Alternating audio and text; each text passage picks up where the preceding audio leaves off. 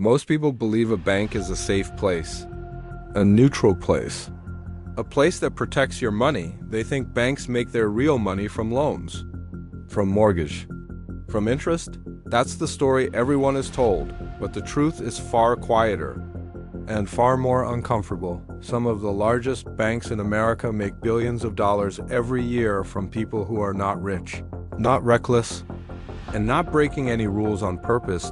They make it from confusion. And confusion is one of the most profitable products in banking. It usually starts on a completely normal morning. You wake up, grab your phone, and open your bank app. Your balance looks fine. Your paycheck is there. No warnings, no alerts. Nothing feels wrong. Life moves on. Then a few days later, you check again. Something feels off. The number is lower than you expected. At first, you assume it's your fault. Maybe you spent a little more than you remember. So you tap into the details. And that's when you see it. An overdraft fee, a service fee, a processing fee, small amounts, quiet amounts. You don't remember agreeing to any of this. You don't remember breaking any rules, but the money is gone, and the most unsettling part is the silence. No call, no clear warning, no explanation that actually makes sense, just a reduced balance and a vague label next to it. If you ask the bank, they give you the official answer. Fees exist to encourage responsibility. Overdrafts happen when you spend more than you have. Follow the rules, and you won't pay the price. It sounds reasonable.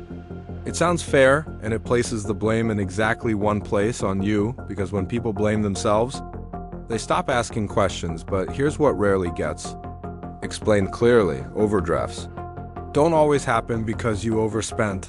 They often happen because of timing. Imagine you have $120 in your checking account. You stop for groceries and spend $60. The math says you now have $60 left. You feel fine. You move on with your day. What you don't see is that the bank doesn't process that purchase immediately.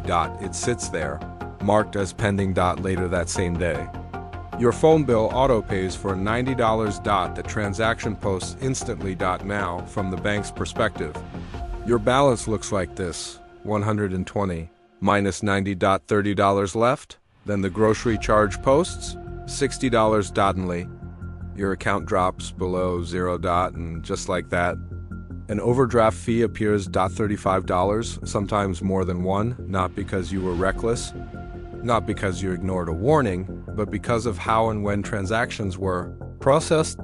This isn't an accident. Banks control the order in which transactions post. They control the timing. They know exactly when a fee is triggered. This system has been investigated. It has been challenged in court.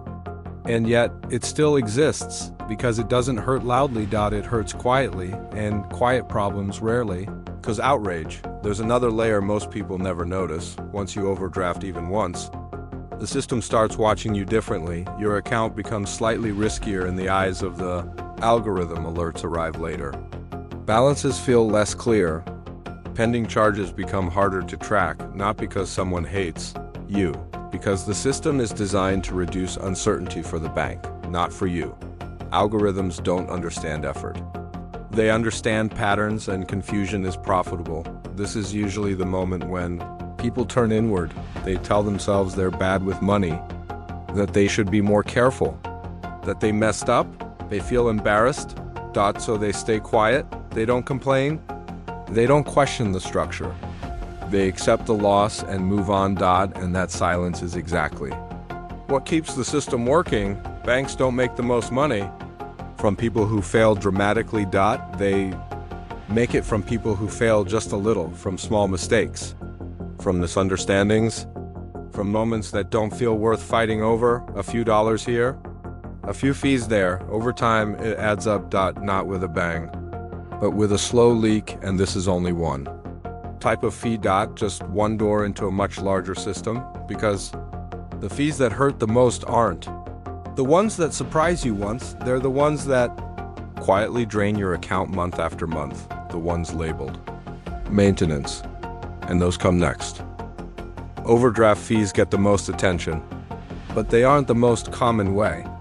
Banks take money. The fees that affect the most people are quieter, they don't arrive with shock, they don't feel like punishment, they feel routine, they're called maintenance. Fees, most people hear that name and assume it's harmless. Small charge for keeping the account open, a basic cost of doing business. $5, $10, $15, nothing. Dramatic. Banks usually say these fees are easy to avoid, just keep a minimum balance. Just have direct deposit, just follow the rules. But here's the part that rarely gets explained. Clearly, that minimum balance is often calculated daily, not monthly, which means one bad day can cost you the entire fee. Your balance can be perfectly fine for most of the month, and still drop for a few hours when rent clears, or utilities post, or a bill hits earlier than expected. That single dip is enough. The system doesn't care that your money comes back tomorrow. It only records what happened in that moment. For people with steady salaries and large buffers, this rarely matters. For people living paycheck to paycheck, it matters constantly. Students, hourly workers, immigrants, anyone with irregular income, not because they're irresponsible, because real life isn't smooth. Money comes in waves, but bills don't wait, and the system isn't built around real life. It's built around predictability. This is where the emotional damage begins. Most people don't even realize they're paying these fees. They notice their balance shrinking, but they don't investigate, and if they do notice, they blame themselves. They assume they didn't plan well enough. They feel embarrassed. So they stay quiet, and silence is powerful, because banks don't need you to understand the fee, they only need you to accept it. Over time, these small charges create pressure, accounts dip lower, overdrafts become more likely, fees stack on top of fees. And then something more serious can happen. Accounts get closed. Not with drama. Not with warning. Just a letter or an email. Or sometimes nothing at all. Once an account is closed for a risk, your name can be reported to internal banking systems that other banks check. Suddenly, opening a new account becomes harder. You're denied or approved only at banks with higher fees and fewer protections. It's a quiet downgrade, and once you're in that position, escaping it is difficult, not because you're dangerous, but because you've been labeled unpredictable. This is why banking feels so unforgiving in the United States. You can't opt out. You need an account to get paid. To pay rent. To build credit. To function. And yet, the system quietly penalizes people whose lives don't fit neatly into its structure. Here's the truth most people never hear. Banks don't hate their customers. They follow incentives. They want stable balances, predictable deposits. Low volatility. When your financial life doesn't provide that, you pay for the difference. That doesn't make you bad with money. It makes the system expensive for people with irregular lives. And here's the uncomfortable part. Most of these fees are optional. Not illegal. Not accidental. Optional. If you understand the rules, free banks exist because they make money differently. They rely on scale, not confusion. Traditional banks haven't fully shifted. So they monetize the gap. The real problem isn't that banks charge fees. It's that they don't explain the system clearly, because confusion is profitable. Once you see this, something changes. You stop blaming yourself. You stop feeling ashamed. You start asking better questions. And when you understand how the system works, it stops feeling personal. It stops feeling rigged. You realize the goal was never perfection. It was predictability. And once you start choosing structures that fit your life, the quiet leaks begin to stop. But this isn't the end of the story, because banking fees are only one side of the system. The next trap is disguised as a reward, and that one has consequences that last much longer.